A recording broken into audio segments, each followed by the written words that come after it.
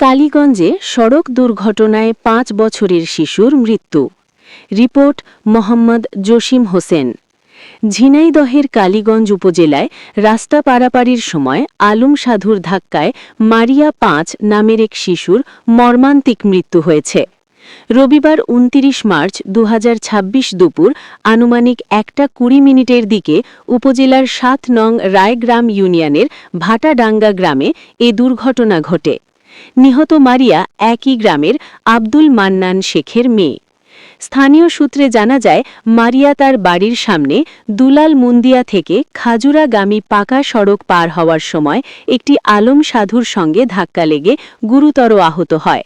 পরে স্থানীয়রা তাকে উদ্ধার করে কালীগঞ্জ উপজেলা স্বাস্থ্য কমপ্লেক্সে নিয়ে গেলে কর্তব্যরত চিকিৎসক পরীক্ষা নিরীক্ষা শেষে মৃত ঘোষণা করেন।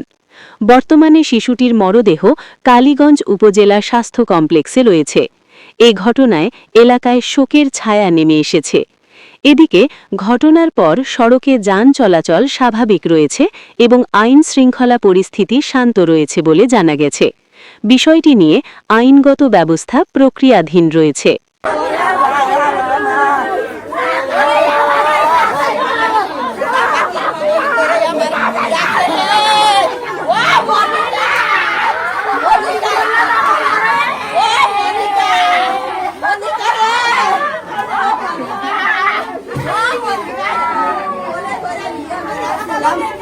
এই আপনারা ভিড় করবেন, দেখতে যান।